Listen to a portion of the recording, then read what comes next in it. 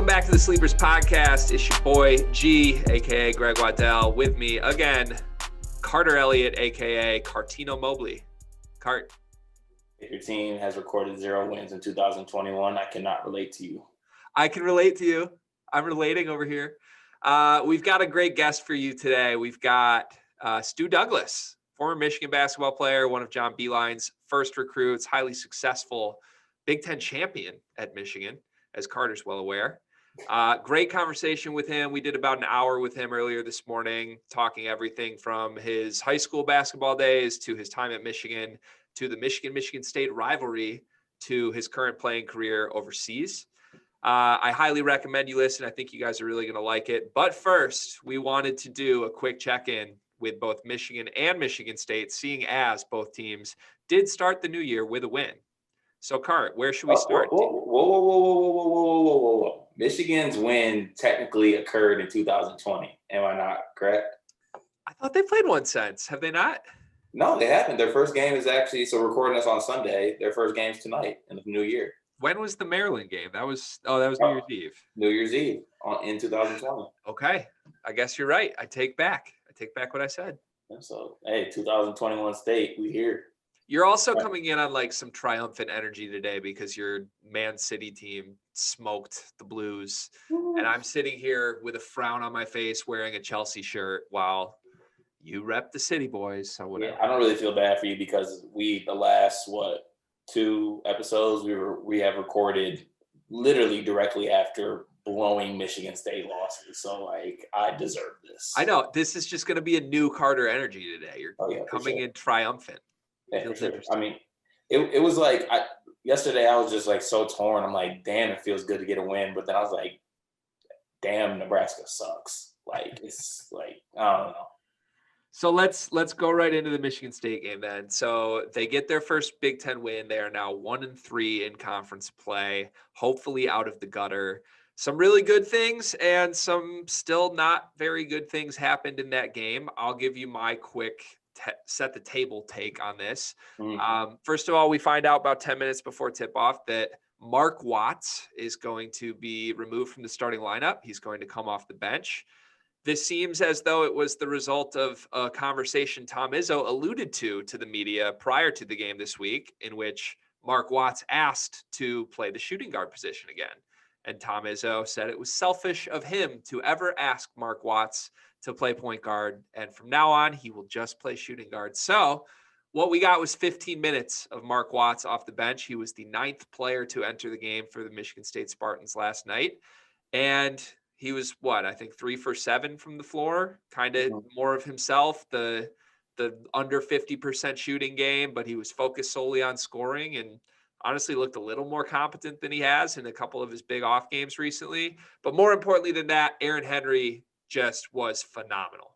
Hooping like that is, hopefully a springboard for the rest of Big Ten play and how Aaron Henry has to play. I mean, it was a truly beautiful game on both ends of the floor. He was aggressive. He was knocking down shots. I mean, he just looked good. He really needed this game. I mean, we talked about it in the past couple episodes. He's had a horrid shooting performances up to this point. I believe he was shooting somewhere around 16% from 3 coming into this game. So just a really huge boost. Love that he was aggressive and going to the basket kind of and letting, that really dictate his game instead of really relying on the jump shot as much. But, man, when he is hitting those jumpers at a competent rate, he's a really, really tough player. And then he's locked in on the defensive end like we know and love. So it was, beautiful to see. But I think you also made a good point. It was a little concerning that we needed a whale of a game from Aaron Henry to kind of really put Nebraska away. And that's, there's still a lot of questions that need to be answered.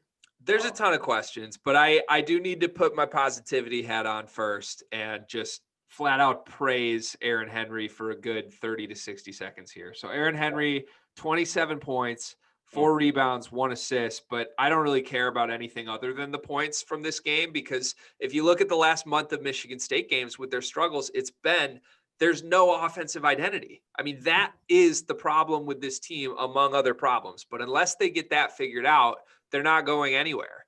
And last night, at least they figured it out. And maybe the answer was sitting in front of us all along, in that Aaron Henry just needs to be that guy. He was 10 of 16 from the floor. The 16 shots is the most important part there. No one else on the team other than Josh Langford was in double digits.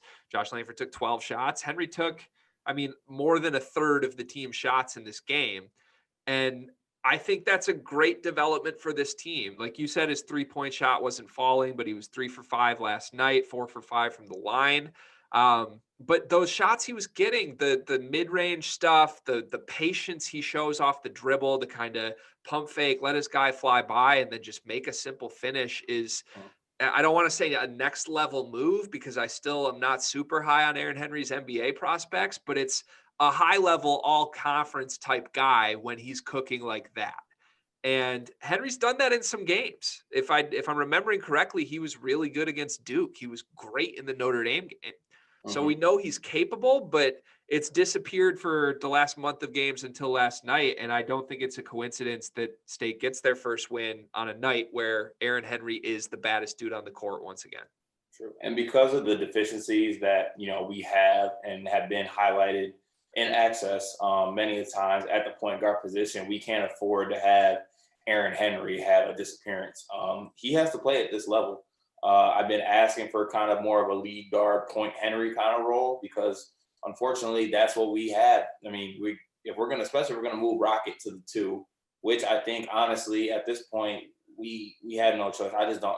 The point guard thing's just not working out, both on the court and for his confidence, because the kid is a 2 guard. He thinks and is wired as a 2 guard. We have to accept that. And with what else we have at the point guard position, I'll tell y'all right now, though Hoggard had a solid game, let's relax a little bit, okay? So let's drill into the Hoggard stuff, because there was a segment of MSU Twitter that was very quick in the middle of that game to say, breakout game. We got ourselves a point guard, and it wasn't everybody. I'm not ripping on everybody on Twitter. And honestly, Michigan State fans, you should be excited about Hoggard. That was the most competent floor general half of a game that you've had from any point guard in the second half last night. Now he looked solid in the first half. I don't want to say he looked like an upgrade necessarily to even what I think they were getting from Rocket or from Lawyer, because I don't think he attempted a field goal in the first half, and he had 1 assist. So if that's the bar, that's a bar that any Division I player on the Michigan State's roster should be able to handle. The second half, he looked a lot more confident to me. He looked comfortable. He was getting to the rim. Even when he wasn't creating his own offense, he was making great kickouts. I thought he easily could have had maybe 8 or 9 assists in that game. He ended up with 5, and some guys missed some open looks. So that's a great development, and it's a critical development. So I don't want to downplay this. But Hoggard had 4 points and 5 assists last night. That is the bottom line. That was not a breakout performance. That's better than anything Michigan State has had at point guard. That is not a needle-moving, change the ceiling game for Michigan State from Hoggard. Right. I agree with that. I'd honestly be interested to know what where you stand on these Michigan State questions. Because for me, it's still a situation where I'm not happy with I'm really still not happy with kind of where Izzo is really going. I think he still needs to really commit full on to the small ball method, less Kithier minutes, and honestly more Gabe minutes as well. I'm not really sure why Gabe's not getting as many minutes as I think he should be getting. Well, Langford's getting the minutes that should go around. I know you love Langford. I know his story, great, all that. Praise be to God, Kingdom Thinker. But he can do that on the bench as well. You got to play Gabe, I think, more for Michigan State to be their best. I'm not convinced that Gabe Brown isn't a top 2 player right now on Michigan State. I'm hard pressed to figure out what Rocket Watts or Josh Langford do better than Gabe Brown right now. And I think I've said this before, but the roster, the way it's constructed, is just with guys that are totally redundant to each other. And that's why Gabe Brown isn't playing a ton of minutes, is because you've basically got 3 Gabe Browns on the roster. And if you're trying to play a true point guard and a true center that you still don't have next to that lineup, and you also want Joey Hauser to get his minutes, you also need Aaron Henry to get his minutes, it's just hard to find space. But I'm with you. I think Gabe Brown needs to see the floor more at this point. The only thing that Josh Langford can do that Gabe Brown can do is Langford can rent a car without his parents' permission because he's 25. Hey, 6th-year super senior Josh Langford is going to be quite a player next year. You know he'll be coming back. So I do want to give Tom Izzo some praise. Carter, go ahead and mark this down. We're going to clip this. I thought Tom clearly tinkered with some things. He clearly made strategic decisions and said, I'm going to change things up. And Tom is a stubborn coach historically to me. He's not a guy that wants to do things different from the way he's done things his whole career. And last night we saw him playing with a 4-guard lineup, which I think would allow you to get Gabe Brown some more minutes. That 4-guard lineup he did with Malik Hall and or Joey Hauser at the 5. I like that. I'm curious to see where that goes. It didn't necessarily lead to an instant run last night, but I think that's something you and I have mentioned on the pod previously of like, that's a way to get your most talented players on the floor here. And I give him credit for trying it. I give him credit for making the move with Hogard at point guard. I do think his back was against the wall there and he had to do something just because of how poorly Watts has been playing. And I have a conspiracy theory I'll save for the very end of our Michigan State segment. You know, I wasn't going to give Izzo praise without bleeding at something. I knew there was a butt coming, but I mean, yeah, you got to commend him for making some changes, especially because, oh my God, if we would have somehow lost it was bad. Like we were in a bad spot being 0-3, but if we were 0-3 and then came back and lost to Nebraska, literally all hell would have broke loose for real. Well, and 17-point lead in the second half, clipped down to a 4-point lead with 2 minutes left. And who was at point guard for those final 2 minutes? Josh Langford cannot check his own shadow. He is too old. Do you know who was at point guard the final 2 minutes in a 4-point game on the road, by the way? Mark Watts. So apparently in crunch time, we might need to still go to Mark Watts. Just keep an eye on that.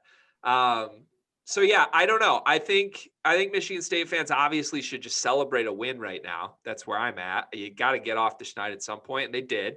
I don't think Nebraska's as bad as everyone makes them out to be. I think a road win in the Big Ten is huge, no matter who it is. At Nebraska too.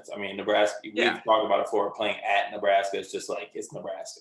Yeah, I picked Michigan to lose to Nebraska on Christmas Day. They ended up winning by, I think, 11. So I don't view that totally different than a game Michigan State, for the most part, controlled. I think they need to feel optimistic on the changes they made, that those could work going forward. And that's better than we were at just a week ago today. Now, here's my issue and here's my conspiracy theory. Why did Tom Izzo have to go public with the concept that Rocket Watts wants to play the 2? You said something? Why did Tom Izzo have to go public with the conversation between Rocket Watts and himself where Rocket asked to play the 2? Why do you have to go public? I mean, or not even have to. Why did he go public with that, Cart? Well, I don't know the context of it. Was he asked the question, or was it posed, or did he just come out and say it? I mean, people were probably asking why the decision was made that Rocket's coming off the bench, and he's answering the question. So here's the thing. During this press conference, I don't believe that a decision was given or made. There was no discussion of Rocket will be moved to the bench in the press conference. The discussion was Rocket's going to play a lot more shooting guard going forward. I think the quote was, "It was selfish of me to ask him to play point guard. We need to get him back to where he's more natural." That's all well and good. I'm with that. It was all framed up as if Rocket Watts came to Tom Izzo and said, "Coach, I need to play the shooting guard."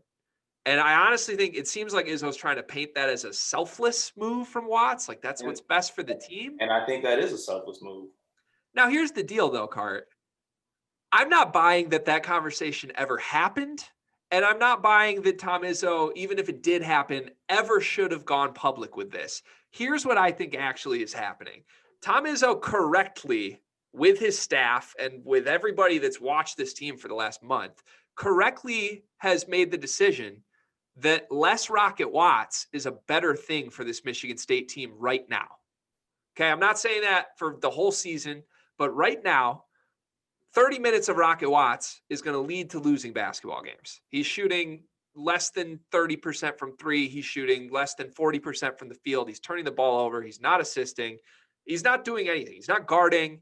It's bad. We all can agree on that. Now, if Izzo made that decision with the staff and they knew he was going to be the 9th guy off the bench and he was going to play 15 minutes, the best thing Izzo could have done for himself was get ahead of that a little bit. And that's what he did in his press conference this week, was frame it up as if, Rocket just needs to get back to shooting guard. And we collectively agreed on that. Well, but do you not commend him for that? I mean, isn't that kind of easing up the backlash or maybe the stuff that could be coming Rocket's way, especially at this point? Because to me personally, I thought we were at a point in the season where you see Rocket not only not playing well, but mentally he was, I think, just all fucked up in the head.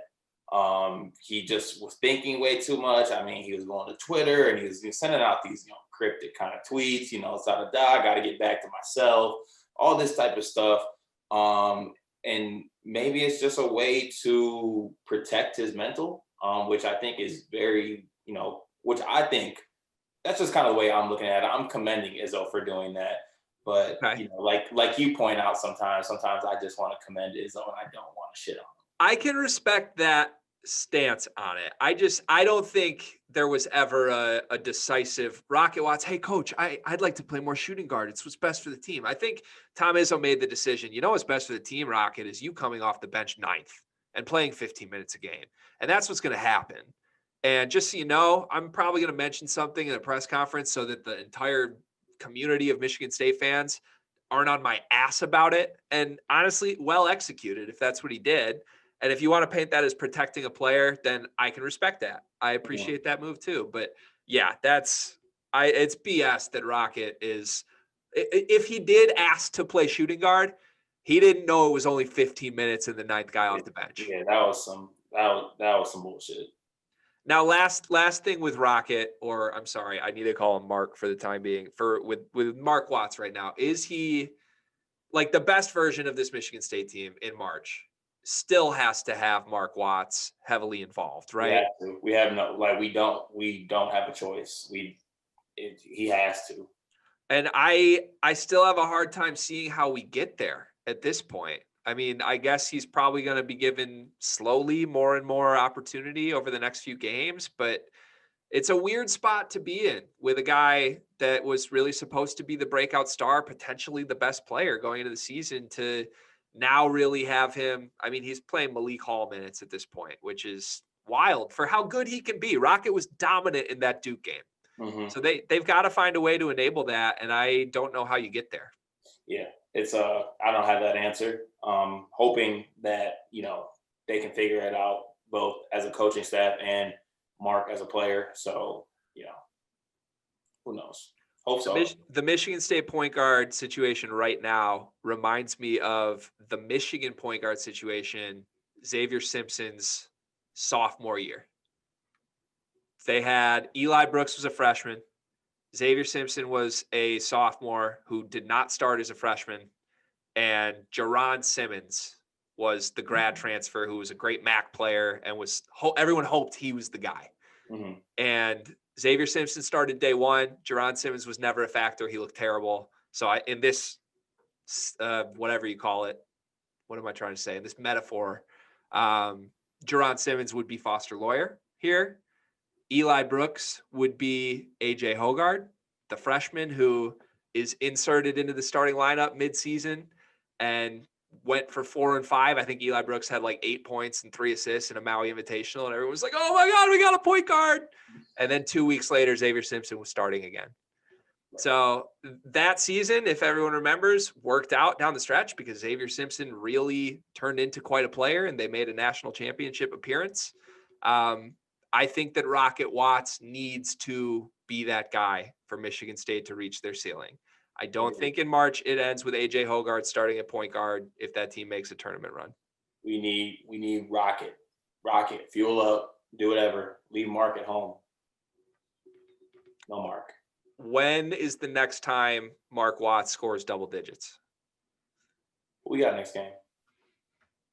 Go ahead and look that up for me real quick. I'm pulling it up right now too. We have Rutgers Tuesday night at home at the Bres, followed by Purdue at home, then at Iowa. You said double digits? Yeah. When's Rockets' next 10-point night? Over under 2.5 games. Under Okay. 2.5. I'm going over. I think it takes them a while to figure out still. We'll see. But if you get the Henry you got, it won't matter. Maybe that's it's sitting right in front of us. If Aaron Henry does what he did last game, more power to him. Michigan State will be fine. Very true. Got out of there with the dub. So that's really all.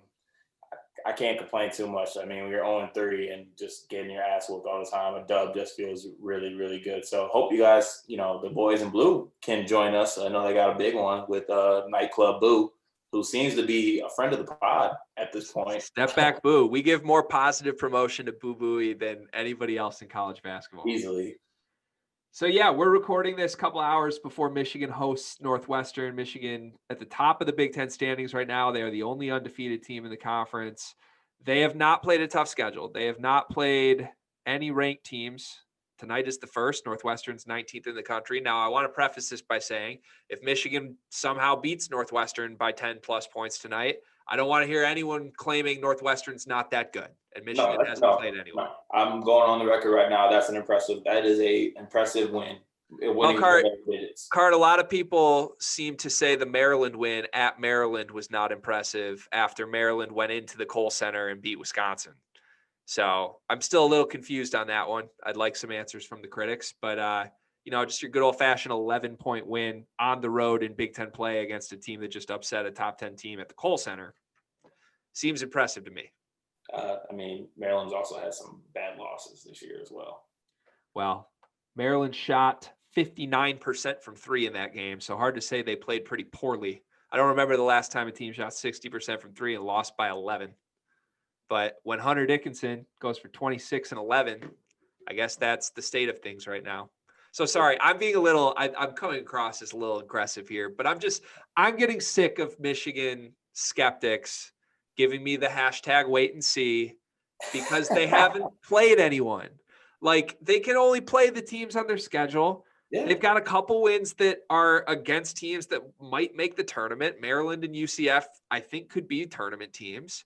And what are they going to do? They play Northwestern tonight. Hopefully they win. If they do, are they suddenly good now? Greg, this is a big turning point in hashtag wait and see. This is like the C part. This is what we were waiting for. This tonight? Is what you're waiting. Yeah, you've been asking about it, asking all that.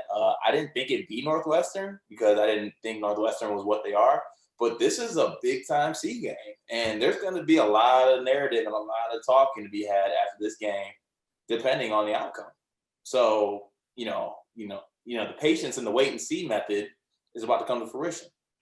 So Northwestern poses some problems for Michigan. And in my daily picks today, I gave out Northwestern plus 9.5 as one of my 3 picks. I feel pretty confident in that. I think this will be a close game. I don't want to go into analyzing matchups because by the time people hear this, the game will be over. But Pete Nance is going to make Hunter Dickinson step out and guard the perimeter. That's really the one major question he has. I don't know if that's going to mean he has to be taken off the floor. Maybe you see more Brandon Johns tonight. Or maybe Michigan just tries to punish Northwestern down low and kind of do what they did to Minnesota or to Maryland and say, hey, make your 60% of your threes. We're going to get 2 every time down the floor. Right. So I don't know. I think Michigan should win this game. I do think Northwestern's a top 6 team in the conference. But I think it's time to insert Michigan into the conversation of Big Ten contenders. And I'm not saying they're as good as Illinois. I'm not saying they're as good as Iowa. I'm not saying they're as good as Wisconsin. But they're in the conversation. And right now they're a game up on all 3 of those teams. You can say what you want about the schedule, but if you look at Michigan's schedule for the next month, Carter, tell me what their record is after this next 8-game stretch. Home against Northwestern, home against Minnesota, at Penn State, home against Wisconsin, at Minnesota, home against Maryland, at Purdue, home against Indiana. I mean, they're favorites in 7 of those 8 games. Yeah, that's pretty fair. Not mad at you. That's definitely, there's some tough ones in there, but also favorable. Every tough game they have is at home in that Yeah. stretch, other than at Minnesota. But Right. I don't know. I think their schedule thing, like, okay, to this point in the season, I get that concern. But like I said, a month from now, are we still going to be saying that? Because they still have a favorable schedule for the next month. And look, if they lose 3 of those 5 games over the next 8, I still think they're in the conference title conversation. And to me, at this point, barring injury, this may sound stupid a month from now, but 5-3 seems like the worst case scenario for that 8-game stretch. Yeah. I mean, I already timestamped this, so this clip could come back to bite you in the ass. But I mean, you got a good point. I really can't argue with that. That's definitely a favorable schedule and a attainable one. I think. I think that's a fair expectation for Michigan fans to have at this point. Hunter Dickinson is the second best big in the conference. Just want to make my stance on that very clear. Huh? You heard me. Are you really taking Kofi Coburn over Hunter Dickinson at this point? Yeah. Kofi has nothing in his offensive bag.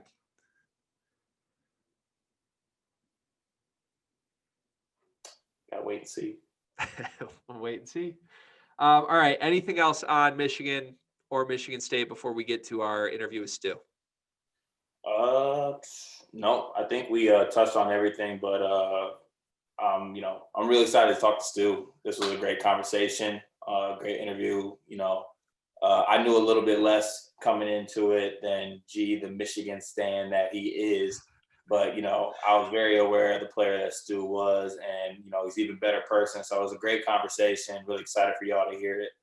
And let's hope Michigan State 2021 is the year of the Spartan Dog Hoops. We deserve it. All the 2020 0-3 in the Big Ten and Rocky Lombardi underthrowing 7-yard out routes is done. It's time to move on. Onward and upward. Well, there's a lot of year left, Cart. But no, our conversation with Stu was great. He's a great guy. I admire, honestly, how much he loves basketball. The guy has stories for days from all levels, from high school to college to professional ball. Been playing overseas for almost a decade now. An Israeli basketball legend for all of our Jewish listeners out there. And we got the important question answered. Is he a falafel guy or a shawarma guy? So stay tuned. And without further ado, we'll go to Stu.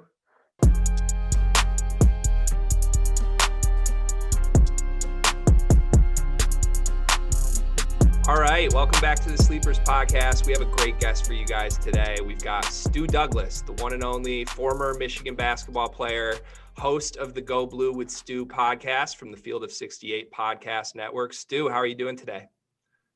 I'm good. How are you guys? Doing great. Thanks so much for being here.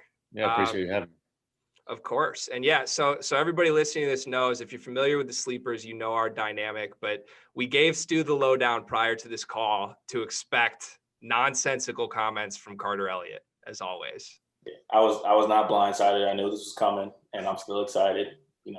Game recognizes game, no matter what the jersey. So I'm all good. But I do got I'm still repping my boys though. Let's not forget that. I don't think anyone can forget that. So Stu, I in promoting this episode this week as a little teaser, I kind of promoted you as a guest without naming your name by saying that you are the owner of one of the most iconic shots in Breslin Center history. Do you still keep that on your resume? I do keep that on my resume. There's video evidence of that, and so I'm pretty proud of that shot. I like to rewatch that at least once or twice every year when that rivalry comes up. So it's not too bad for me. Oh, of course not, as you should. So I think we kind of want to talk through sort of your rise to your career at Michigan, and then your post-Michigan career as well. You've been a very accomplished professional basketball player overseas. So we'll kind of work our way through that. But to start, we're both Midwestern guys, both from the state of Michigan. Carter played at Country Day. He's, been around Division I and NBA players since playing in high school. But the two of us are well familiar with the caliber of Indiana high school basketball. And I believe you played at Carmel High School. Is that right? Yep, that's correct. So what was it like kind of coming up through Indiana high school basketball? I know there's tons of great players in there, but were you always kind of on the radar as a Division I guy, or what was that story like? Yeah, it was my journey was a little interesting. I started out at a small school, like a 3A school. It was like 700 kids. And I knew that I wanted to play against better competition and against better high school players. At the time, Greg Oden was reigning supreme throughout Indiana at that time. So I knew I wanted to get into like Indianapolis basketball. I was just a little north of that. So I decided to move to Carmel. And I mean, my first day was just overwhelmed. There's like over 4,000 kids in that school. Like I didn't know what the hell I was doing. Why I moved from Hamilton Heights, it was like where I was the man, and now I got to like fight my way through. I played JV and varsity my sophomore year, and I was like, it was all confusing. But it was funny. I think my sophomore year, we played at least like 3 out of 4 games. It was like we played Greg Oden and Mike Conley in one game. The next game we played Jeff Teague, and then the next game we played Eric Gordon. And I was like, holy shit, okay, I made the right decision to come here and like really try and better myself and see what this is all about and see what kind of level I need to get to. Obviously, I'm not going to get to that level. But that's exactly where I knew I wanted to be in the MIC conference. I mean, that was on fire that time. Carmel's still good. Indiana high school basketball is still really great, but there was a big difference between where I was and where the top echelon of Indiana basketball is. I mean, every year we lost to the state champion. We lost to Greg Oden and Lawrence North. Greg Oden and Mike Conley one year. We lost to, well, I guess Eric Gordon was the runner-up the next year, and then the next year we lost to Gordon Hayward and Julian Mavunga. So it was just nonstop. I mean, it's still disappointing. It's like one of my biggest disappointments my senior year, losing to Gordon Hayward in the regional. It still stings, and my buddies still give me crap about it because I shot horribly the entire regional. But it was definitely what I needed. I'm really thankful that I did that and didn't just kind of sit in my comfort zone, because it's really easy. It's really easy, I see, in high school basketball to do that. And, guys will average like 30 in some school. And it's like, well, you're not really preparing yourself for the next level and seeing who you need to play against. So I'm really happy that I did that, even though, I wish my career maybe were a little different in high school, but, I'm really thankful for that. Yeah, that Indiana high school basketball scene, I mean, it's something that you always like hear about. And being from Michigan, we would always play like 1 or 2 games in Indiana because of the Michigan high school basketball rules, which they need to change that, by the way, that you can't play a certain distance away from Michigan. It's a really stupid rule. We're not going to get into it. But the first game I think we played in Indiana, we played at Bloomington South, and it was Jordan Holes, and I think they had a guard, Davis. I think he went to Xavier. Yeah. And they always talked about like Indiana high school basketball, like, you guys don't get it. Like, when you get down there, it's going to be crazy. I'm like, okay, yeah, there's going to be fans there. There's fans at every basketball game. But we get down there and there's like box office for tickets. And I'm like, you guys sell tickets to your high school basketball games? This is crazy. And the student section is like on the floor damn near. And we were not prepared for that team. That Bloomington South team was really good. But, between that and then you have like the Indiana the Indiana AAU basketball scene with like those Indiana elite teams. And it was just, I mean, it's definitely a different level of basketball down there for sure. So I can imagine through that process of playing all these high profile guys, you probably got a fair share of looks at least, or, Division I coaches that are at your games. I think if I have the timeline on this right, Beilein took over probably your junior year, end of your junior year in high school. Yes, I think, his first year was my senior year, but he was recruiting my whole junior year, or at least that before my summer before senior year. Yeah. So was Michigan on your radar and vice versa going into your senior year? Did you always know that's where you wanted to play? Basically, I mean, growing up in Big Ten country, I always wanted to play in the Big Ten, and kind of the way things fell through with just the coaches in the situation in Indiana. Like, I knew I didn't want to play for Kelvin Sampson at IU, and Purdue was like, yeah, maybe I could. Notre Dame was on the radar, but Michigan was always the school I wanted to go to, just because of watching Beilein's teams at West Virginia and the system and like the movement, and that's how I always wanted to play. But my recruitment was a little interesting. Like, I just wanted to get the IU, Purdue, Notre Dame offers just to pressure Michigan, because it was like 5 guys I had to pass up on offers for me to get it. Clay Thompson was one, and Kyle Kirk was another one, like really great players. I'm like, okay, I'm waiting around. Like I kind of figured nobody was going to take it because it was first year at Michigan, and Michigan, really wasn't that great of a program for the last few years. But eventually me and my team had a terrible Las Vegas tournament to end the summer right before my senior year. And I mean, I couldn't get callbacks from IU. Purdue gave my scholarship to Ryan Smith. He was nice enough to at least call me during school, and like he knew I wouldn't pick up, so he left me a voicemail. I mean, Notre Dame didn't even call me back. Like I was supposed to go to Notre Dame and do one of those kind of official visit, you'll get an offer type situations. Like they didn't say out loud, but they kind of like head nod to you a little bit. Mm-hmm. And I didn't get any of that stuff. So I kind of, at one point even I was calling to commit to Colorado, and I called Jeff Bezdelik, and I remember we were in the car, we were somewhere in Indy in the car, and I called him, and he's like, yeah, you don't really want to go here. You want to go to Michigan, so we're not going to let you come here. And I was like crying, like, what the hell am I doing? Like, why have I put all my chips into Michigan? Like, I just made a huge mistake, and it ended up working out well. But at the end, I had such a weird recruitment with like such big schools like nibbling at me that like small schools, I didn't talk to any small schools or mid-majors. So it came down to just Harvard and Michigan, and Tommy Amaker was pushing really hard at Harvard. And that was a cool visit. It was a really fun visit, and I knew they were going to do good things, but Michigan was always my number one. And luckily, the timing and the situation and guys passing stuff up, and everything worked out pretty well. So I'm not complaining too much. Harvard and Michigan sounds like a final two of one Cassius Winston. You're probably familiar with that, Cart. You could say similar caliber players there, maybe not. I don't know. Possibly. Maybe in some aspects. So that's first of all, crazy story. I had heard the Colorado story from one of your episodes of your podcast last week. But it's so interesting to think of how things work out. You don't end up going to Colorado, even though thinking you're going to accept that. And then you become really like a pillar of the John Beilein era. Obviously you and Novak get a ton of credit for changing the culture. You referenced it just in what you were just saying, but it was a very tumultuous decade growing up as a young Michigan fan during the Tommy Amaker era. Yeah. I mean, they had talent, but there was no expectation that winning basketball was going to come. And quite honestly, I think from a fan's perspective, I don't think there was a big expectation that the wins were going to come even into your freshman year. But all of a sudden you guys step foot on campus, and it was very clear within the first month, you guys take that neutral site. I think it was Madison Square Garden game against Drew Holiday. Yeah. And beat UCLA right away. So what's it like? I mean, that first month you show up on campus, did you feel like this is a culture shift for the program?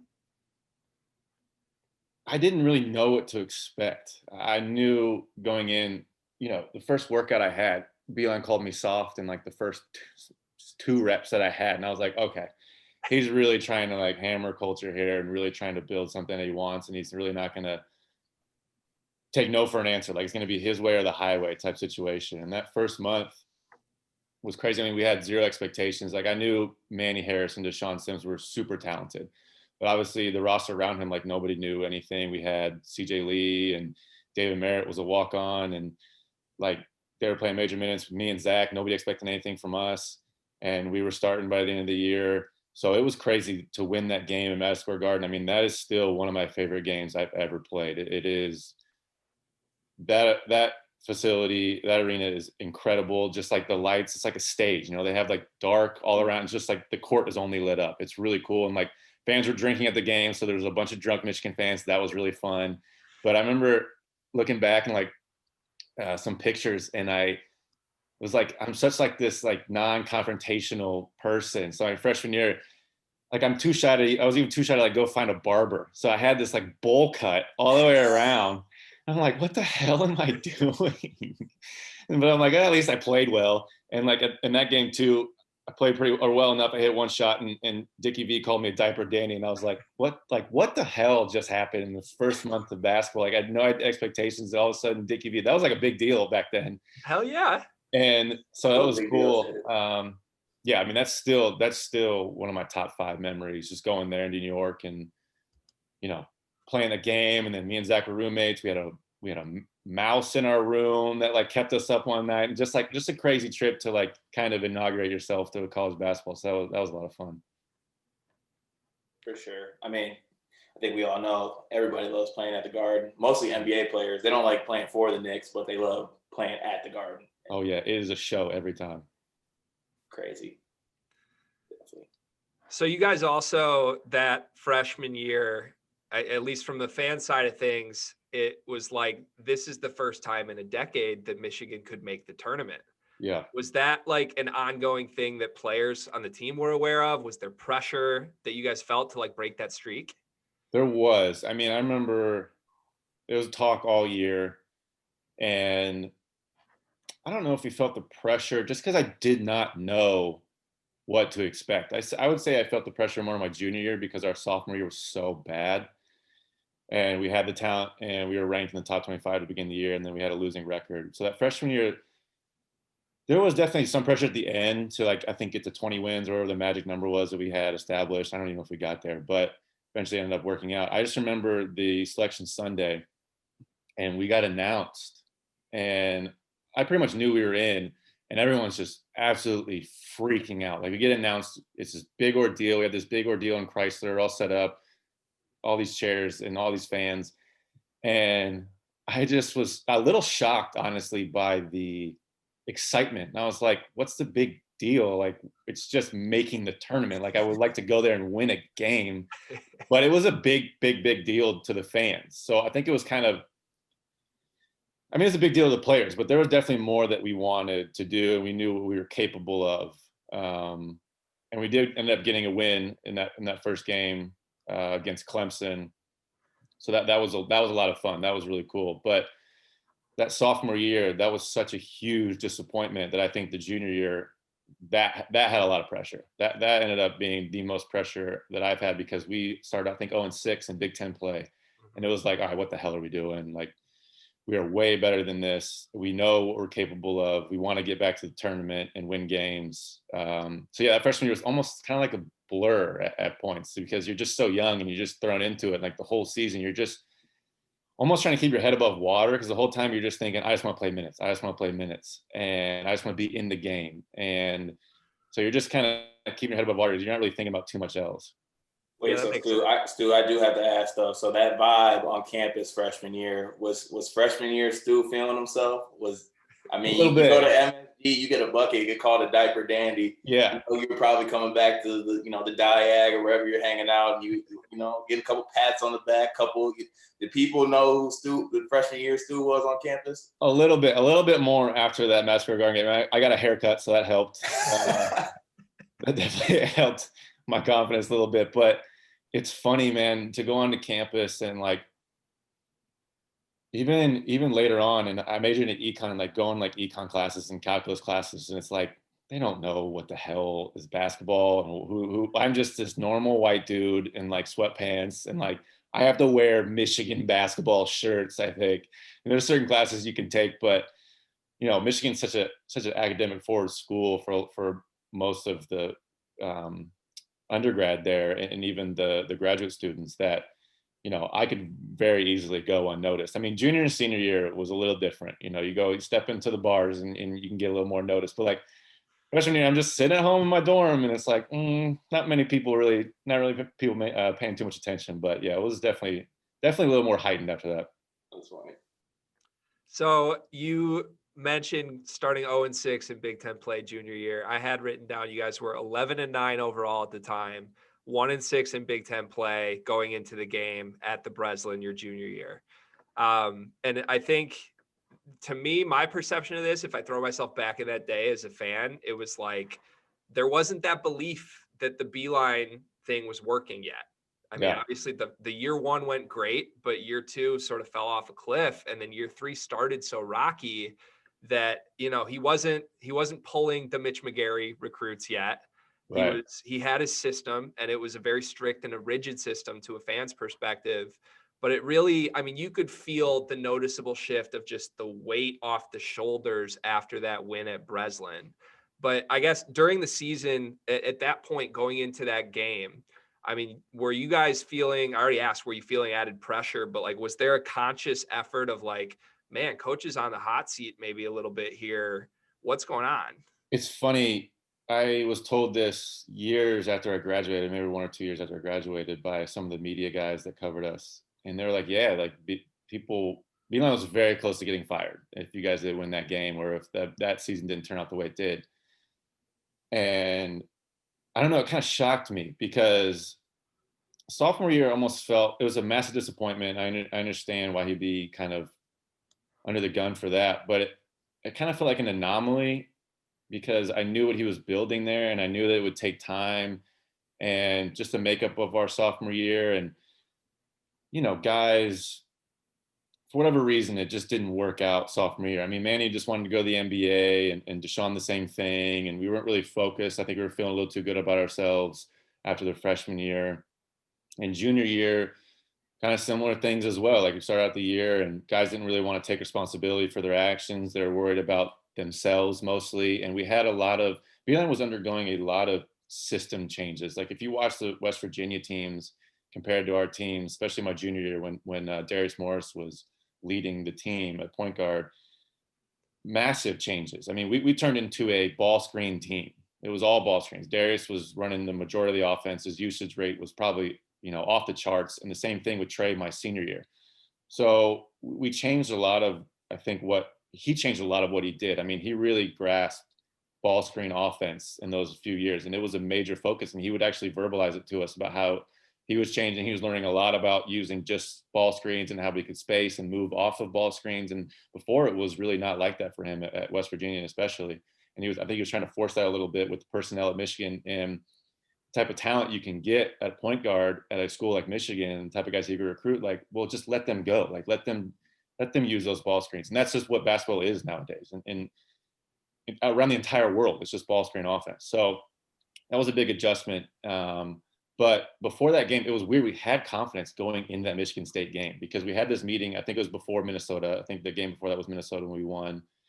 And we had this meeting and the whole attitude just changed. I mean, we all just said, okay, if this doesn't go well for the team, this isn't going to go well for any individual. So guys started taking more responsibility. There was minimal finger pointing after that, more of just holding guys accountable, less attitudes, less cattiness.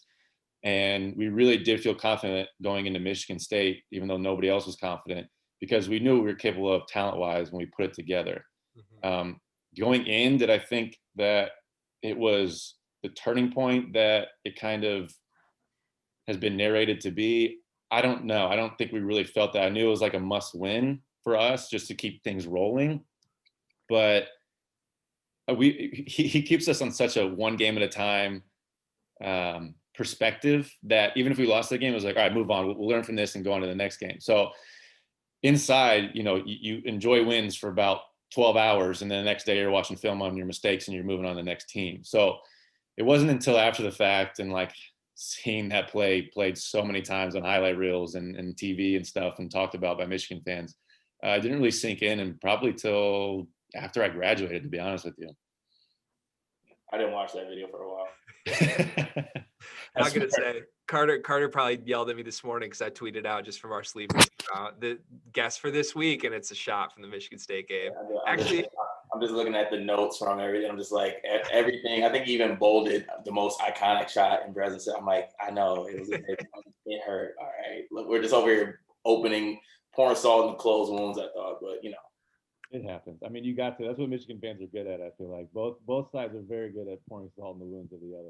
Oh, for sure, no doubt. And so you kind of hinted at a point that I think is really interesting, where in the moment it may not have necessarily felt like it totally flipped this switch. And obviously, if you guys didn't go on a great run after that game, maybe we don't look back and remember that game as the saving point of the John Beilein era. But you did. We all know that. But I think the other side of why I think that win still carries so much weight to me, especially as someone that grew up in East Lansing, Michigan, as a Michigan fan, is the rivalry, right? And I think my perception of that rivalry, going back to really put myself in that moment, was Michigan State had dominated Michigan for the majority of the Izzo era. right? And it wasn't even necessarily that Michigan State was so great. It was just that the narrative of what Michigan was at that point was so down below what Beilein was about to take them to. But also, I think there was a truth to the fact that, Tom Izzo, Draymond Green, guys within that program are very open in the fact that they hate Michigan. And I think when you flip that, I didn't ever feel that from John Beilein. I don't know that I ever felt it from specific players on your team. Obviously, there's clips of Zach going crazy, but is that an accurate interpretation of the rivalry from your years at Michigan? Did it feel like it was one-sided in terms of hatred? Maybe. I think because they beat us so much, especially in my first 2 years, and Ohio State the same thing, that it was like, I'm not going to sit here and call it a rivalry. Like, we can't even get close. We got close, I think, one year, my sophomore year, was it Summers grabbed Deshaun's jersey. I threw him an oop, and we should have had that. That should have been a game winner right there. That still haunts me too. But one of the worst no calls of all time. of all time. I mean, it was blatant. It was like all three refs could see it. We're throwing into that category. There's a lot of no calls in history, man. I mean, a full grab. I mean, but anyways, yeah. So I think, junior year is starting to heighten, and on both sides, Michigan State and Ohio State, and, you really feel like, okay, now we're starting to really belong in this category and with these teams and the top of the Big Ten. And we proved that when we all tied for the Big Ten championship my senior year. But I was always one to like not talk too much trash. I tried to keep it a little calm. Zach was a little more excitable and a little more fiery. But yeah, that was definitely a turning point in junior year. So you did. So are you going on record saying that you did not hate Michigan State? No, they definitely annoyed the hell out of me. Okay. Like Draymond talking the whole time. I think we beat them. We beat them at home. That was my senior year, and he's talking about how he out rebounded our entire team. Even it was like a fluke loss or something. And I'm like, dude, just come on, man. Eventually, he ended up like saying something respectful about me and Zach, and I was like, okay, I think he's fine. I mean, I always respected them. But that hatred was definitely there, and it was definitely more for Michigan State than it was for Ohio State. I think Ohio State is more of a football rivalry than anything. But when that school is so close like that, and you hear more about Michigan State from the fans, and you get the 1,000 and whatever the kids painted on their chest, 1,000-something days that they painted on their chest at my junior year, and like just the hush of the crowd when I hit that shot, and like just the pain in the eyes of the fans, like. You're like, oh, okay, this is exactly the rivalry that you picture playing in college. Like when you pictured it in high school, like playing in a college rivalry, that was exactly it. And it didn't really hit until that game. So that was a lot of fun. That was definitely a turning point for that experience. Yeah, you definitely made a lot of Michigan fans happy. And like G spoke to, I mean, I think back then, or at least during that time, there was just that stigma of Michigan State players coming out and saying, we didn't go to Michigan because we thought Michigan was soft. That was kind of like that was the main stigma. And even I think in a recent like podcast or interview, Draymond Green brought it up, I believe, on a podcast.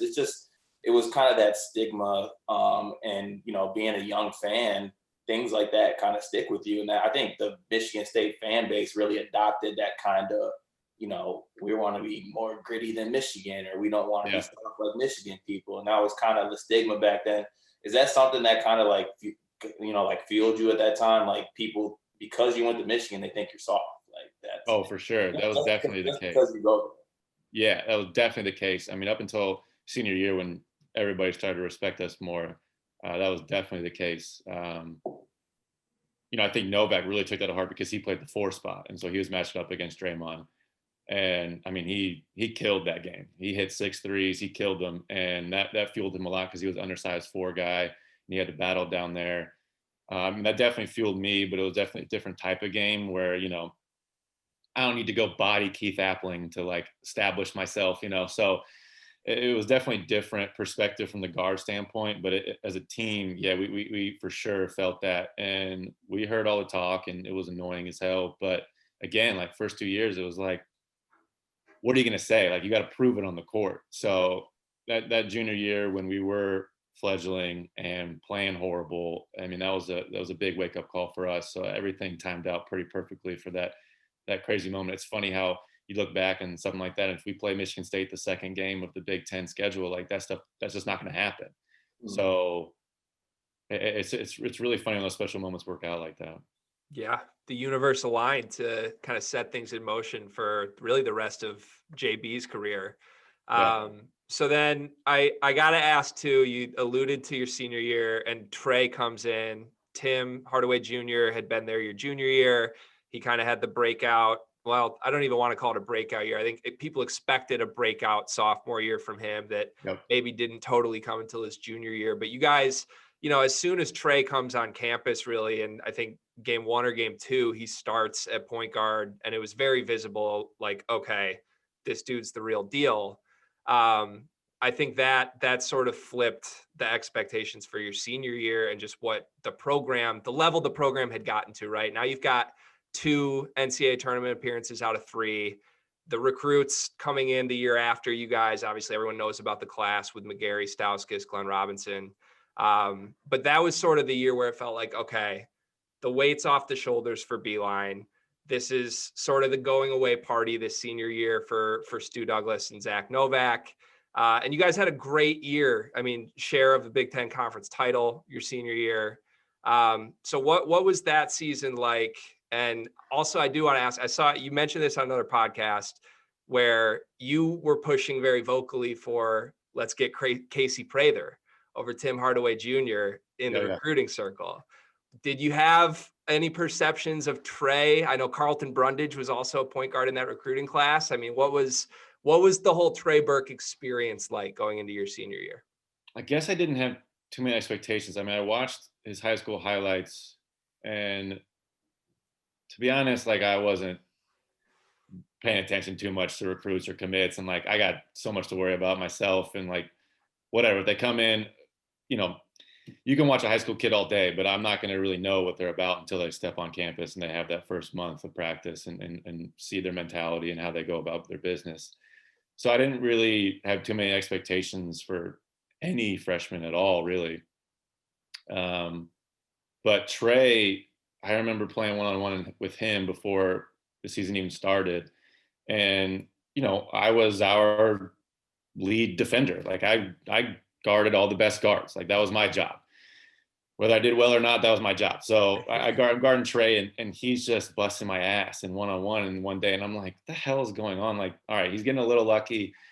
And like days go by and I'm like, okay, like this kid is just this good. And I don't know how he's this good or why Ohio State didn't pick him up or why he wasn't more widely recruited. Like it didn't make any sense. And I think I even started the first game of the season at point guard because I played point guard off and on.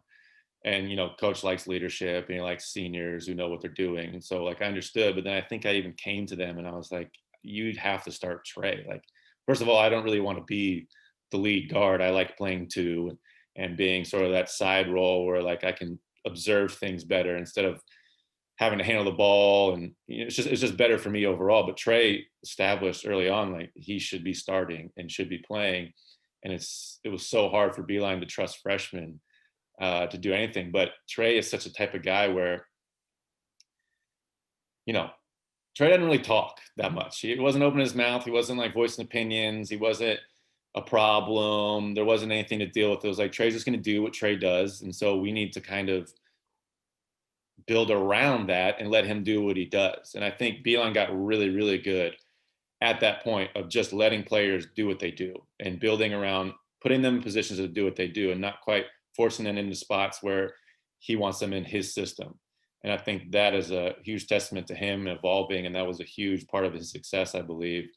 2 Final Fours, 2 national championship games. I mean, that was massive for him. And I think that started with Trey because it was just, again, it was junior year, give Darius the ball, let's run ball screens and see what Darius can do. And Darius was very successful. He got drafted. And we saw the same thing with Trey. Trey was very capable of the same exact things. And I mean, he was just impressive to watch. I remember watching him hit some shots on Aaron Craft, just some tough shots, games we won. And I'm just like, how is this kid doing this? Like, how does he have the balls to do this over and over again? But he's the type of guy where it was like, he's not overthinking things. He's just doing him. And that was a massive part of our success. I mean, without Trey, you don't get the national championship game the year after I left. You don't get the Big Ten championship that we had. So that was a huge turning point, I think, in the Michigan program for sure. And you don't get any of that unless you hit that shot at the Breslin Center. That's what I'm really tying this into. None of this happens. You're never going to get over it, Cart. I'm just saying, any Michigan fan, make sure you give Stu his flowers, because none of that happens unless he hits that shot. That's just adding, 2 + 2 = 4 right there. Well, there was a funny story. There's a GA. I was talking to a GA of Michigan, and he was taking Beilein to the airport. And he was just driving, and all of a sudden Beilein's like, you know what? I wouldn't be here unless Stu hit that shot at Michigan State. And I was like, oh, shit, okay. I was like, I'll take that credit. That's fine. If he wants to say that, I'll take that all day. But it's hard for me to take too much credit for it. But, yeah, that definitely felt good. Well, you did a lot more than hit that shot, too. That's the other thing we should be very clear about. But I like the shot before that I hit on Kalen Lucas. I love my turnaround jumper. That might have been my more favorite shot than the last one. But, yeah, it's hard to choose. The dunk against Tennessee, was it? It was Tennessee junior year. I mean, you have a full-on highlight reel if people want to look. It's still funny, man. People will ask me all the time, like, can you dunk? And I'm like, I'm 6'3", first of all. Like, if I couldn't dunk, there's a real problem there. Like, if you're playing Division I basketball and you're 6'3", I think if you're 6 foot and you're playing Division I basketball, you can't dunk, like, something's up. But yeah, I still get that to this day. I mean, I guess I just look so unassuming. Like I said on campus, people weren't really paying attention to me. And I tell them I play basketball now, and they're like, it's like, okay, I guess. I don't know.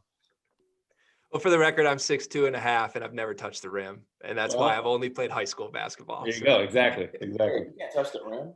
No, I can't touch the rim. We don't need to spend too much time on that. I do. He's I have to say this, though. Stu, you mentioned talking to the coaching staff at Michigan and saying, I got to jump back and play the 2.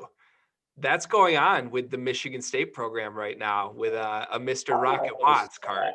I saw that. So, I mean, hey, it worked out really well for Michigan. Maybe AJ Hogarth's going to have a little late freshman year bloom into Trey Burke. Who knows? You never know. That's what's funny, man, because you can lead from any position. And people always like, oh, the lead guard, all this. And like, you got to be a leader at point guard. And we had Zach and I as seniors, and we were the leaders, and Trey didn't have to do all that stuff. He just had to be talented. So it just depends on the makeup of your team. And if Rocket needs to move to the 2 and somebody else comes in and he can lead better from that standpoint, or even just produce from that standpoint better, I think it'll take an adjustment. I think that just happened last game, right? For the first time. So it'll take time for that, for sure. Yeah, I think in reality, Rocket's move to the 2 was more a move to the bench from what I've seen. I think he played 15 minutes and was the 9th guy off the bench last night. That's brutal. Never mind then.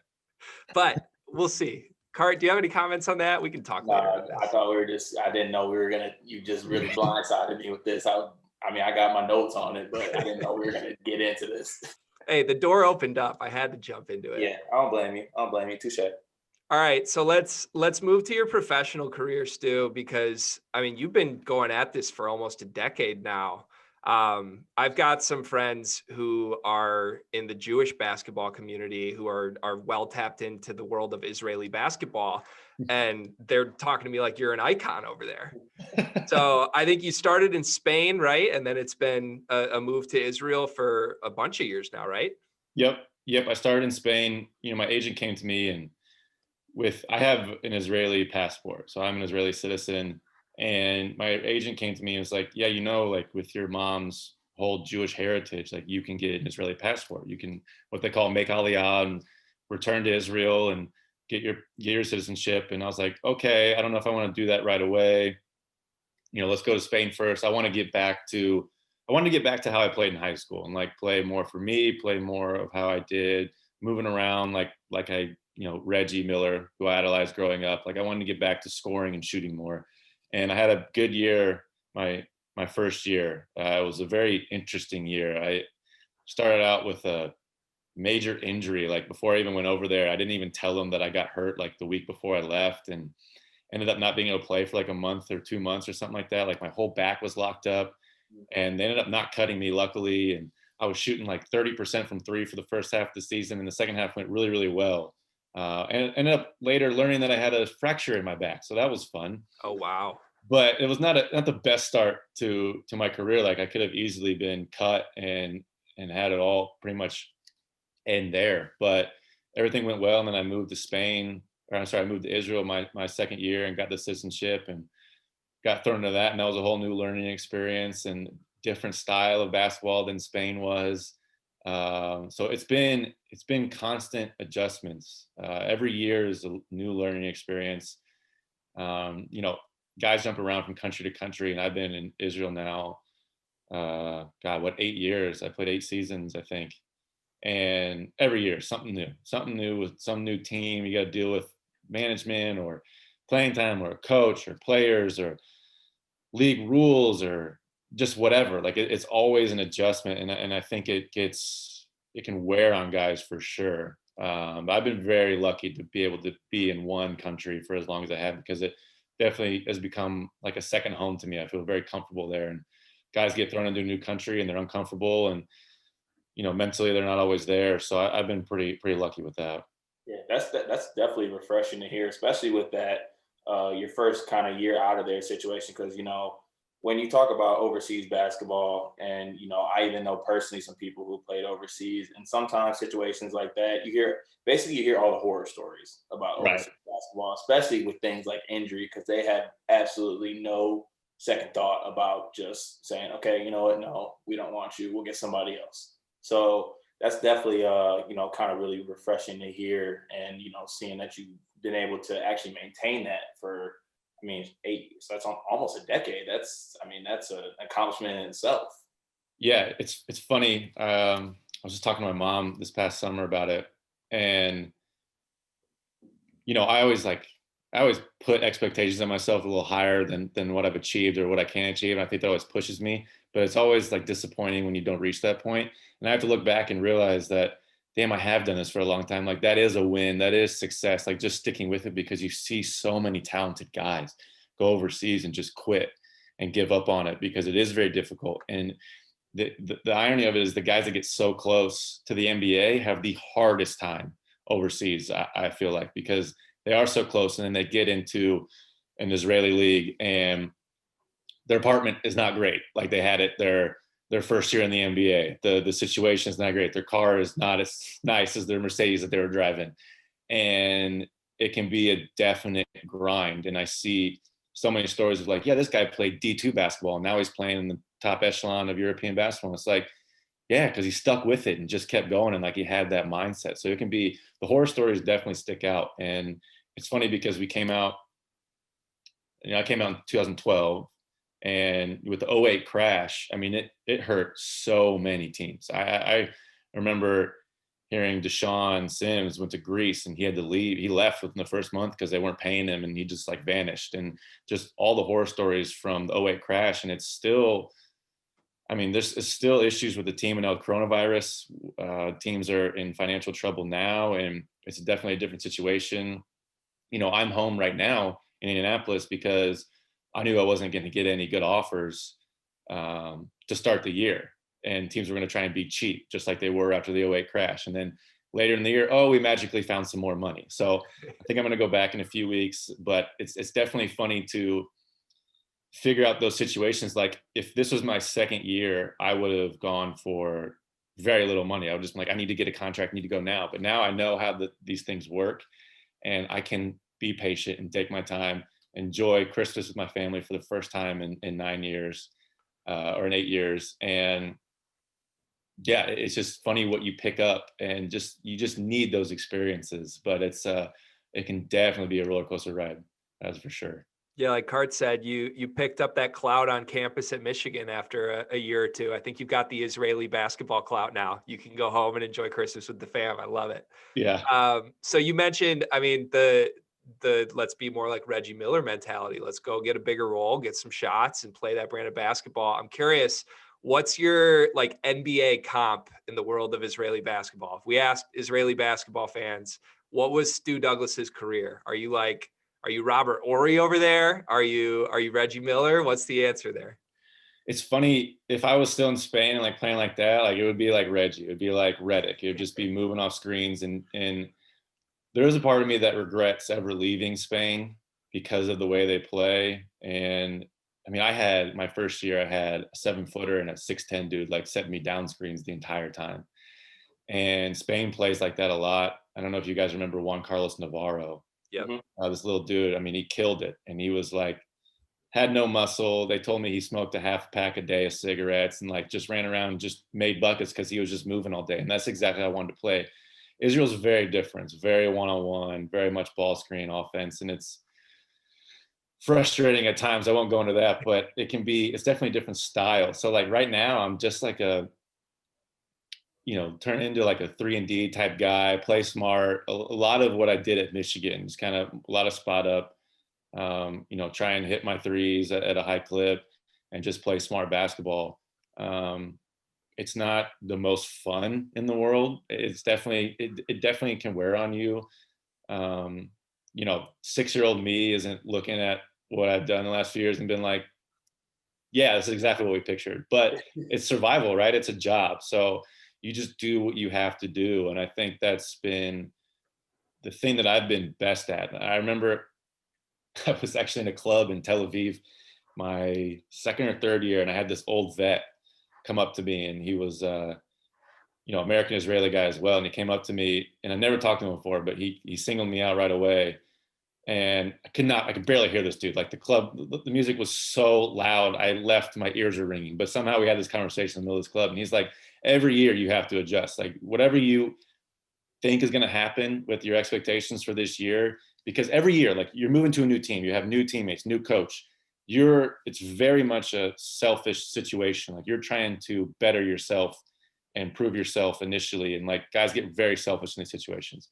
So it's like whatever expectations you have for that, like you kind of have to throw out the window and just make sure you play. Like make sure you're seen, make sure you are viewed as a viable option on the court, as a player that can be put in the game and win games. And try not to do too much that you're not good at. And I learned that early on, especially at Michigan. I think that's helped me with the longevity of my career. That's for sure.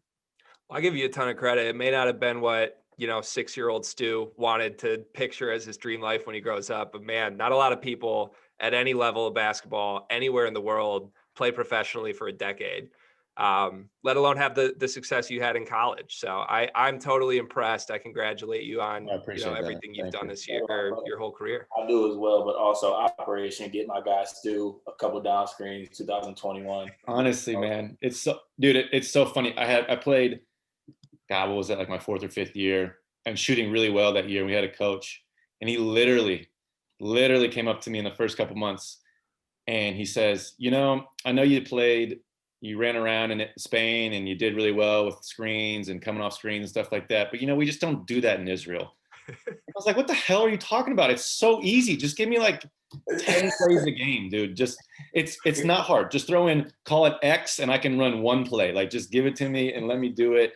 And eventually our point guard, him and the coach were going at it all year, but he eventually strong-armed him into like giving me some down screens at the end of the year, and it worked out for us pretty well. But it's just weird mentality of where you just get stuck in this way. And it's like when you're overseas, like you can't really pick.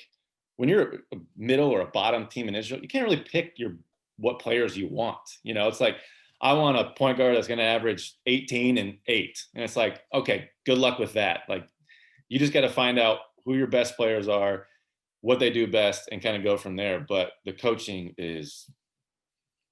it leaves a lot to be desired. That is for sure.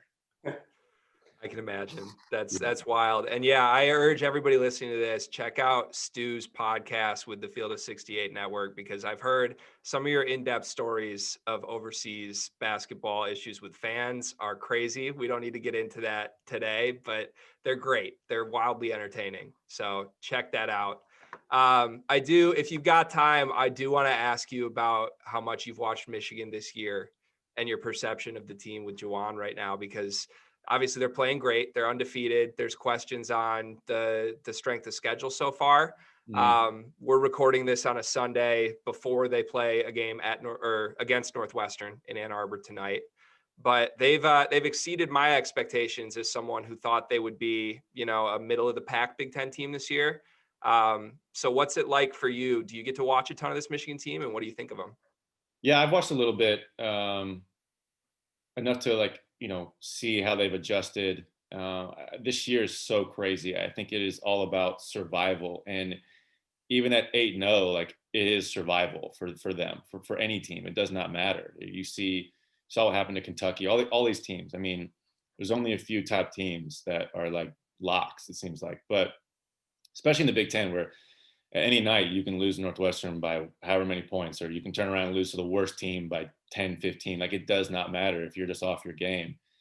So the adjustments that they've made with Hunter kind of taking over have been huge. I was watching the Nebraska game, and especially in the first half, and I don't think Hunter shot his first field goal attempt till well past the second half, the second part of the first half, because they were just double teaming him. These teams now are adjusting; they're just sending double teams, and you saw like the hesitancy of guys around the perimeter, like moving and cutting. I think I saw Eli was like the first one to really do it in that first half against Nebraska, and then other guys started to move. I think I mentioned this on the last pod. Like one time, I think it was Livers or Franz threw it into the post to Hunter, and then he didn't cut. He like didn't know where to go, and he kind of like shuffled 5 feet down in the paint, and then one or the other, they replaced each other, and it worked out, and they like didn't even know what they're doing. So all you have to do is just move, throw it into Hunter and move. And I think they're just making those adjustments on the fly and really figuring out what they're made of, because it's only 8 games, and now they're thrown into the middle of the Big Ten, and so they have to make these adjustments still on the fly, like every other team. I was begging Franz to shoot more, and I was talking to Brendan Quinn on my podcast last episode, and he wrote an article about what is going on with Franz, and he in that quote, Franz said he needed to be more aggressive, but that doesn't necessarily mean he needs to take more shots. And I was like, yeah, it does, dude. Like, you have to take way more shots. Like, you just have to go and shoot it. You are 6'10". You're so skilled. You can shoot the three. You got great touch. You can drive. Like, you shoot first, and then all the other things will come into play. We'll line up with the team aspect that you want to play, the passing, the playmaking that he is more than capable of doing. So that's been very refreshing to see him score more and give to the team in that way, because that opens up so much for other people. Like that, him being selfish with heavy quotes is unselfish for the team. Like, it opens up so much more for the team. So they're starting to figure out their roles, what they're good at. Guys are stepping up. I mean, Sean D didn't even play 20 minutes last game, and I was begging for him to play more minutes because he's been so efficient, and he's a great defender, and he's super intense, and he just wants to win and prove himself. And they didn't even need him last game. So they're proving that they have so many options to go to, and in any given night, they can kind of adjust to what teams are going to throw at them because they have the talent. And I think they're getting that confidence where they know, okay, whatever teams throw at us, we can adjust. Like Illinois is probably not going to double team Dickinson when Coburn's going to be guarding him. So what are you going to do then? What's going to happen then? We'll see. But I think they're realizing that they're capable of figuring that out on the fly, and that's huge because that is college basketball. I mean, you can find yourself in a tournament game. I mean, it's all about adjusting on the fly. Like, it comes down to one game. Every game just comes down to one game, and you have to think that way. I mean, we love to think big picture and how many games they need to win and who they need to beat ranked and don't lose these bad games. But you have to keep that mindset and just be ready every single night. And it gets very tiring, but I think they've done a good job with that, and they've improved on that. So that's been nice to see. Especially in the Big Ten, you don't have any time to do anything. You're playing ranked teams back to back nights. I mean, it's really crazy. And I think on the last episode that me and G had when we were talking about Michigan, I think that you kind of touched on a little bit. I think the scariest part of Michigan is that I don't think Franz has played to the level that he can yet. So like, if a Franz becomes more selfish on the offense end, then you got guys who just want to win like Sean D, and then you got Hunter Dickinson, who you really can't teach 7'2" massive guys with great hands who can pass the ball. Like, you can't teach that. And also moving forward, if I'm Juwan Howard, I'm scheduling every single team that recruited Hunter Dickinson, because that Maryland game, that was a bad man, and he was out there pissed at Maryland. So whoever was on Hunter Dickinson's final 10 list of cut schools, schedule them next year and just, mark Hunter down for 20 and 10. Easily. Yeah, I love that technical foul. I really love that. That was great. Oh yeah. Yeah, give me all the guys that will score 4 straight buckets and flex on the other team's coach who didn't recruit them. Like I want as many of those guys as possible. Exactly, man. Just dogs. How many times under Beilein did you work on post entries, Stu? Well, surprisingly a lot. Really? Yeah. I was expecting 0 to be that answer. Well, if you remember, Deshaun Sims was, one of the best post footwork players I've ever played with.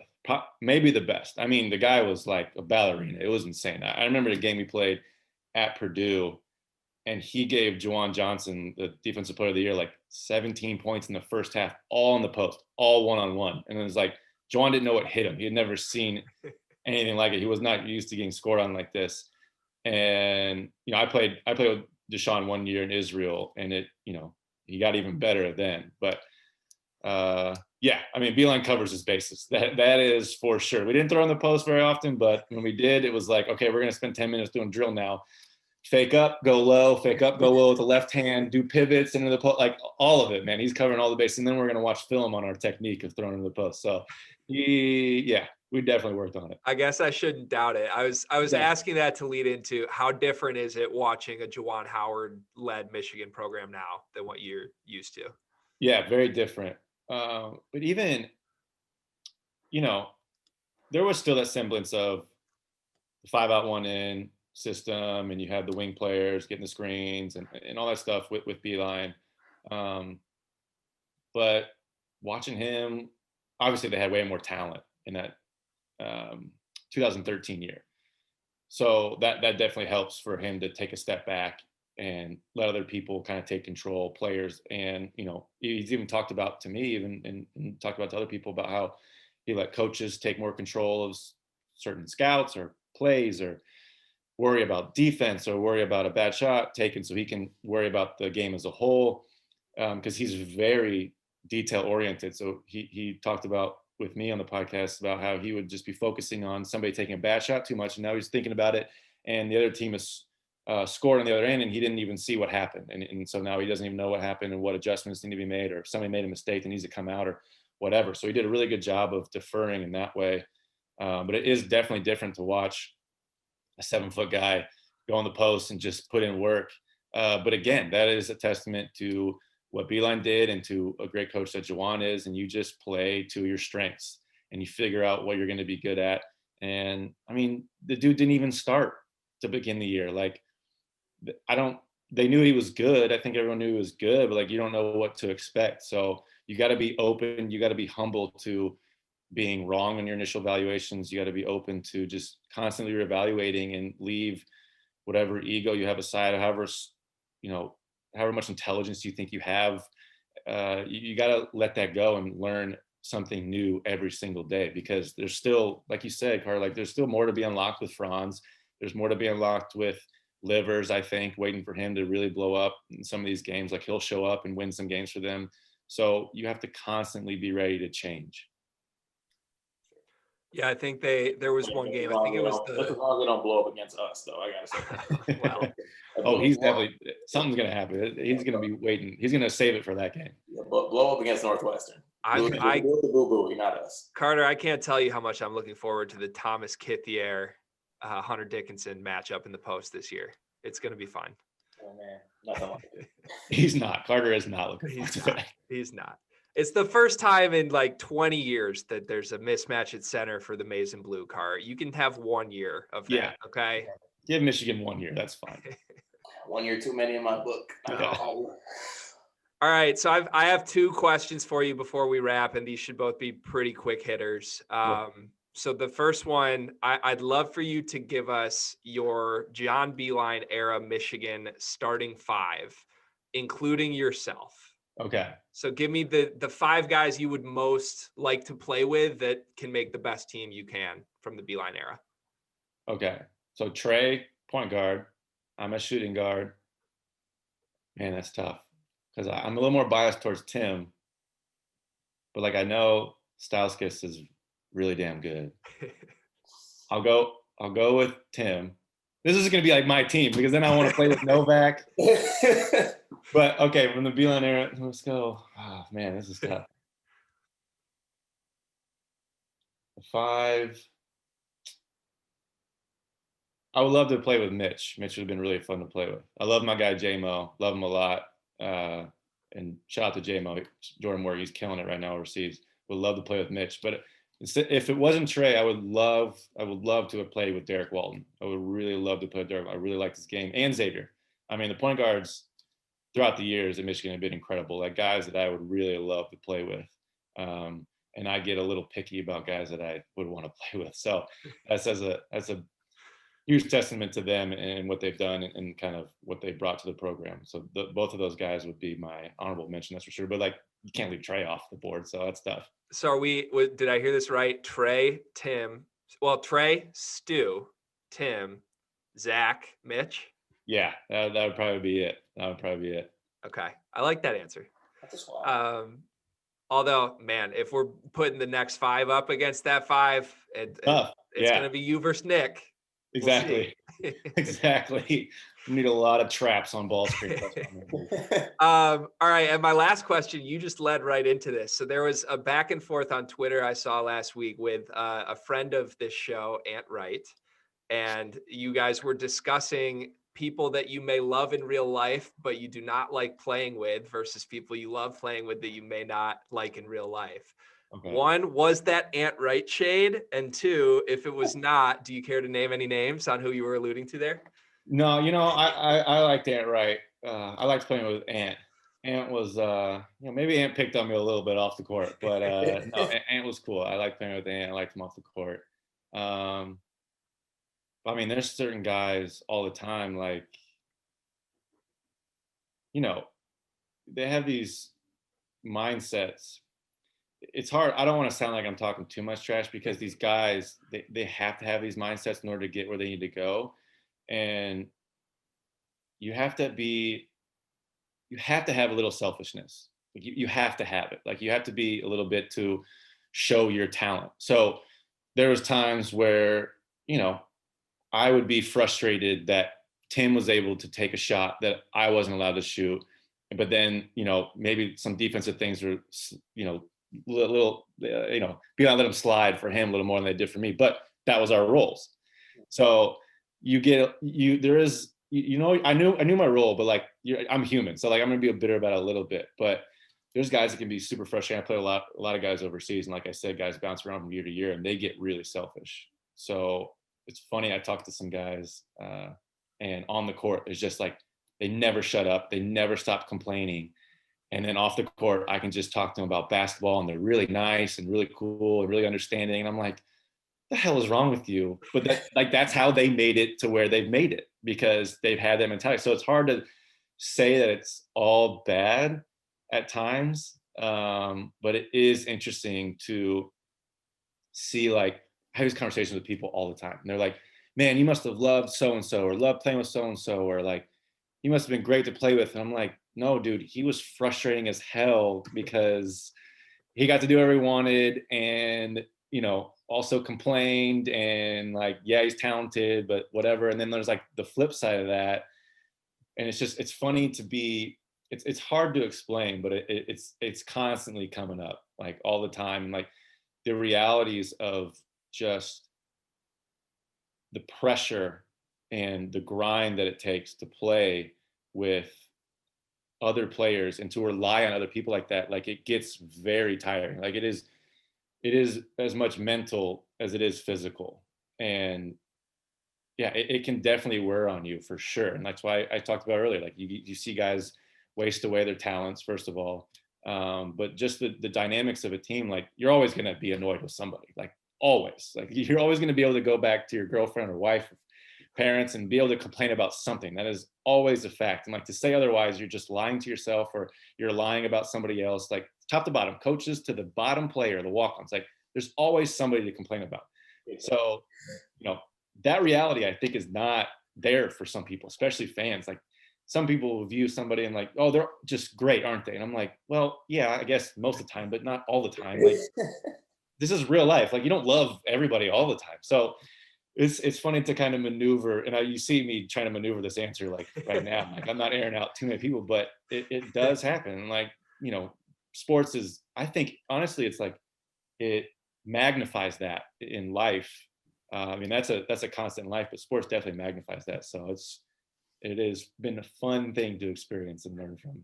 That was, I mean, let's just make sure we clip that, G, because that is it right there. Because there are definitely some teammates that I've had in the past, and I'm really glad we're not teammates anymore. And we can just be friends, because I literally want to kill them. Oh, my best friend to this day, I played with in high school. We did not like playing with each other. First of all, we competed way too much in high school, and then afterwards, I mean, the instant we lost to Gordon Hayward in the regional, I mean, been the bestest of my best friends since. And yeah, that's just how it is sometimes. Yeah. Sure. Yeah. And even outside of sports, I know we're going to wrap this interview and Cart's going to text me and be like, damn, you really ran that whole conversation. I'm pissed at you right now, but we'll get over it, because that's what boys do. Exactly. And Stu, you can't, I don't think you can even say that you got too annoyed with anybody you played with, because your all Beilein era team was 4 guys that you loved playing with. Exactly. I mean, exactly. That's my point. I have enough fond memories, and I enjoyed it enough for like, I'm not gonna just throw away all the success we had and the good times we had just for, some dumb stuff like that. I love it. Well, cool. Stu, real quick, plug your podcast and anything else you got going on, but thank you for being here. Yeah, it's the Go Blue with Stu podcast on the Field of 68 network. You can find it on iTunes, Spotify.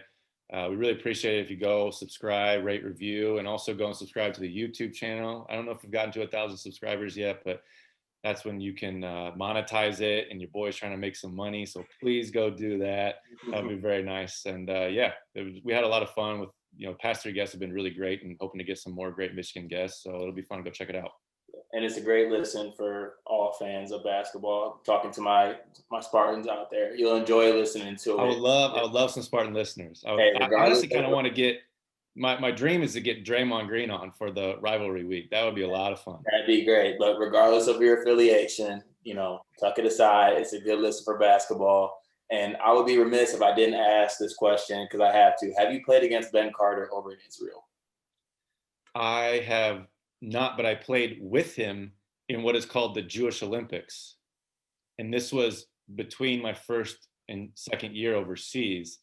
And we were in Israel, and we were playing the same American team, and we won, and it was a lot of fun. Ben's great. I don't know if you've met Ben's dad. Ben's dad is hilarious. He's quite the character. But yeah, Ben's been playing well overseas this year, and it's nice to see him go well, because Michigan fans love to talk smack about him, that is for sure, but he's been doing well, so it's been nice to see. He's an Israeli legend over in these parts. How's his high post passing these days? Is it still great? It's still good. It's still good. It is good. Look, Ben Carter was a fine college basketball player. Tom Izzo brought all of that on him. Oh, easily. I mean, there's a lot to blame on Tom there, that's for sure. And I forgot, I have a Jewish friend of mine, who was begging me to ask you this question. Stu, please go on record for the final time for the people. Are you a shawarma guy, or are you a falafel guy? Shawarma, all the way. Yeah, my God, man. Falafel's too dry. Yeah, falafel's got to be just right. But like, if you give me dry shawarma, I mean, it's still perfect for me. I'm putting all the veggies, all the hummus, all of it, the tahini, all of it. Like, I can't go wrong with shawarma. You got a little perfect end to a podcast conversation, and that was it. There you have it, folks. All right. Well, thank you for listening, everybody. Thank you so much for being here today, Stu. We really appreciate it. And go subscribe, get him to 1,000, let him make some money off his podcast. He deserves it. Appreciate it. Thanks, guys.